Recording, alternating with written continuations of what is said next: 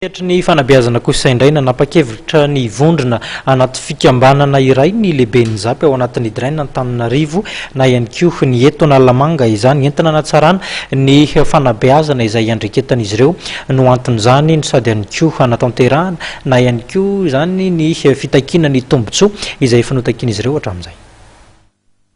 Misy amin'ireo lehiben'ny Zapy na ny lehiben'ny zone administrative et pédagogique ao anatin'ny Draina Analamanga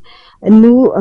tsy mahazo araka ny tokony ho izy ny fanampianarabola entin'izy ireo manatanteraka ny asany na dia tafiditra foana ao anatin'ny lalana mifein-teti-bola-panjakana azy ny fandoavany fanjakana izany amin'ny alalan'ny farim-piadidivam-pianarana na ny SISCO misy azy ireo. Eto moa zany dia tafadiory famantsara ny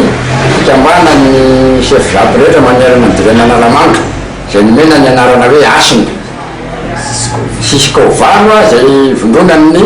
SISCO Antananarivo renivohitra, Avaradrano, Atsimondrano, Andramasina, Kazobe, Anjiorbe, Manjakandriana. Io zany le SISCO valo mandrafitra azy izay misy mpikambana valo amby telopolo amby zato zay. Nananganana azy moa tompoko dia resaka fanatsarana ny fampianarana amin'ny ankapobeny. Indrindrindrindra ihany koa zany ny chef Zapy zany Zapy rehetra manerana ny Madagasikara dia manana ligne budgétaire voasoratra ao anatin'ny loi de finance ka ny antony nananganana fikambanana zany dia mba angataka amin'ny tompony andraikitra ny ministère fanabeazam-pirenena mba atao mangarahara ny fitantanana ireo sora-bola ireo.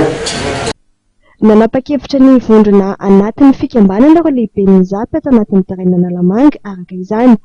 Mijoro ara-dalàna moa izany ny fikambanana izay natao indrindra hanatsarana ny tontolon'ny fampianarana amin'ny ankapobeny no hiady ihany koa amin'ny fampiarana ny lalàna mikasika ny teti-bola entiny asa efa natokany fanjakana ho azy ireo. Misy amin'izao fotoana izao zany dia misy chef Zapy sasany ao anatin'ny faritra Analamanga tsy mahalala akory ny fisian'io budget io kanefa mba entina hanatanterahana ny asany amin'ny andavanandro dia ilain'ireo vola ireo toy ny chèque carburant, ny indemnité d'émission intérieure, ny réparation ana moto, ny fourniture de bureau zay rehetrarehetra zay zany crédit téléphonique indrindra amin'izao ankapoko ny fanadinana CPE zao. Ny lehiben'ny Zapy no manao ny fanaraha-maso sy ny fandrindrana ny lafin'ny ara-fandrarana sy ny fanabeazana amin'ireo sekolim-panjakana sy sekoly tsy miankina fanjakana voafaritra ao anatin'ny fiara-padidiana misy azy ireo.